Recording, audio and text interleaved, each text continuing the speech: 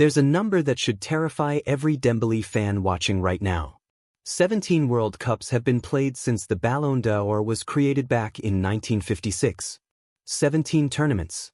17 chances for the reigning best player on the planet to finally lift the one trophy that defines a career. And the reigning Ballon d'Or winner has lifted it 0 times. Not once. In 70 years, the man crowned the best footballer alive has never gone on to win the very next World Cup. Every single one of them walked in as the king of football and walked out with nothing. This summer, it's Dembele's turn to face that ghost. And here's the part nobody wants to say out loud. It might already be happening. Welcome back to the channel. Today it's all Dembele, the curse that's waiting for him, why he's walking straight into it, and why what just happened in his last 2 matches for France has people quietly panicking. Stay with me. This one gets dark before it gets hopeful. Let's start with the thing itself, because a lot of people throw around the word curse without understanding how brutal the pattern actually is. When you win the Ballon d'Or, you're officially the best footballer alive. You'd think that means you're the safest bet to win the next World Cup. The logic is obvious: best player, best chance. Football has spent 70 years proving that logic wrong. 17 times the reigning Ballon d'Or winner has gone into a World Cup as the chosen one, and 17 times the trophy slipped through his fingers. And there's a cruel little psychology to why.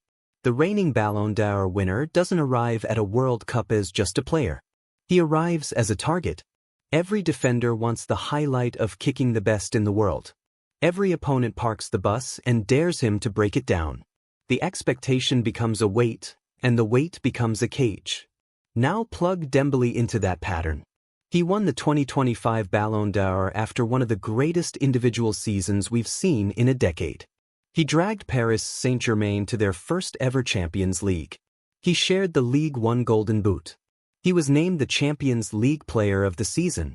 He was, by every measure, the best footballer on the planet. Which, if history means anything, is exactly the problem.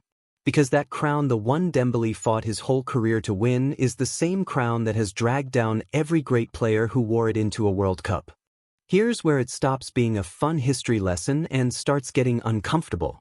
Because the curse usually announces itself slowly. A quiet game. A missed chance. A player who looks like himself but somehow isn't. And that is precisely what we just watched happen to Dembele. In France's recent send-off matches before the tournament, Dembele, the reigning Ballon d'Or winner, the supposed engine of this team, was almost invisible. Against Northern Ireland, he was discreet, quiet. The kind of performance you forget 5 minutes after the final whistle. Then against Senegal, same story. So quiet that at halftime Didier Deschamps pulled him off his preferred side and shifted him over to the right. And even then, even in a fresh role, Dembele still didn't spark. The French media noticed immediately. One outlet literally ran the headline, "The Strange Disappearance of Ousmane Dembélé." Think about that. The best player in the world, fresh off a Ballon d'Or, and the conversation in his own country isn't about his brilliance.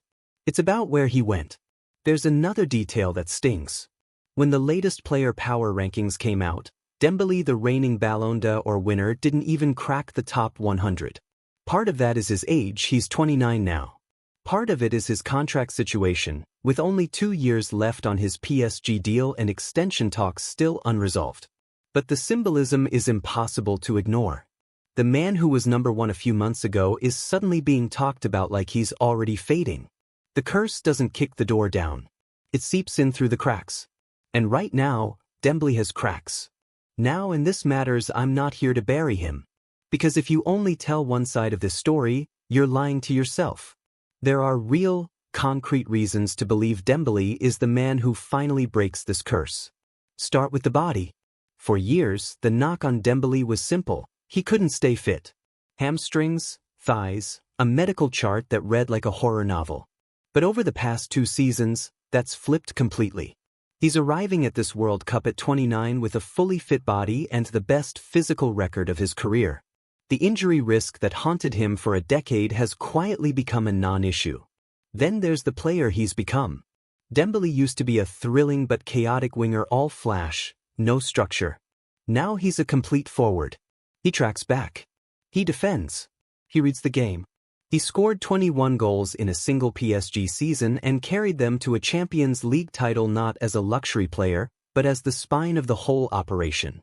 And the people around him aren't worried. Despite those quiet performances, the message from inside the France camp is clear: no concern. They fully expect their number 7 to rediscover his influence, and they're pointing at France's match against Iraq as the moment Dembélé wakes up. The path in front of him helps too. France's group gives Dembélé soft ground to find his rhythm before the knockout rounds bite, exactly the kind of run-in a slow-starting player needs to catch fire at the right time. So the case for Dembélé is genuine. Fit body. Complete game. A camp that trusts him. A run of fixtures built for a slow-burn revival. The question is whether any of that is enough to beat 70 years of history. And let's be honest about the stakes, because for Dembélé they're enormous. He isn't quietly hoping to avoid embarrassment. He's chasing something almost nobody in the sport has ever achieved. Dembélé has openly talked about wanting more Ballons d'Or plural. He wants to win the thing again. He wants another Champions League. And he wants a World Cup with France. A second Ballon d'Or, a second Champions League, a second World Cup, all in the same window. That's not a career. That's immortality. But here's the trap inside Dembélé's dream. The very same thing that makes the dream possible, being the best player in the world, is the exact thing the curse feeds on. The brighter his crown shines, the longer the shadow it casts over him. That's what makes Dembélé's situation this summer so fascinating and so frightening at the same time. He has everything he needs to make history. And he's carrying the one piece of baggage that has stopped the best player on the planet from doing it for 70 straight years. Now let's talk about the shirt. Because this is where the pressure becomes physical. Deschamps didn't just bring Dembélé to this World Cup. He handed him the number 7. And in football, the number 7 isn't just a number, it's a statement. It says, this is one of our most important players. This is a man we expect to decide games. That decision tells you everything about how France sees him. He arrives at this tournament as one of French football's most important figures, the Ballon d'Or winner, expected to unlock defenses with his pace, his close control, and his directness. When opponents set up against France, Dembélé is the threat they plan around. He's the reason teams sit deep and defend in numbers. But that status is a double-edged sword, and this is exactly where the curse sharpens its knife. Because the number 7 doesn't let you have a quiet night. The number 7 doesn't get to warm into the tournament. When you wear that shirt as the reigning best player in the world, every single touch is judged. Every quiet half becomes a headline. We already saw it in the warm-ups. The moment Dembélé went missing for 2 games, his own country started writing about his disappearance. That's the weight. That's what the shirt does. And here's the trap.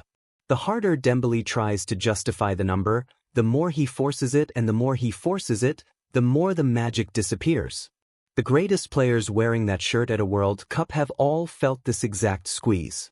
The expectation that's supposed to lift you is the same expectation that can swallow you whole. So the question isn't whether Dembélé is good enough to carry the number 7. He obviously is. The question is whether he can carry the weight of it on the biggest stage, with the whole world waiting for him to fail. So where does that leave Dembélé? 2 truths sitting right next to each other. On one side, a fit, transformed, world-class footballer with a trusting coach and a kind path through the tournament. On the other, a quiet warning in his last 2 games, a country already asking where he went, and 70 years of history whispering that the reigning best player never wins. The curse is real. The signs are there. But curses are only unbeaten until someone beats them. Maybe Dembélé is just slow to warm up. Maybe Iraq is where the real Ousmane shows up and this whole conversation looks silly in 3 weeks.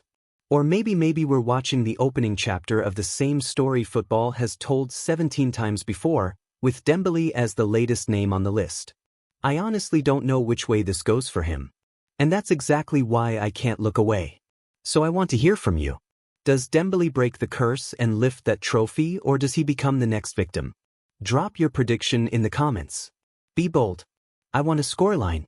If this video got your heart rate up, smash that like button, subscribe so you don't miss the next one, and hit the bell, because the moment Dembélé steps on that pitch against Iraq, we'll be right back here breaking down every second of it. Until then the crown is heavy, the shadow is long, and the whole world is watching Ousmane Dembélé. See you in the next one.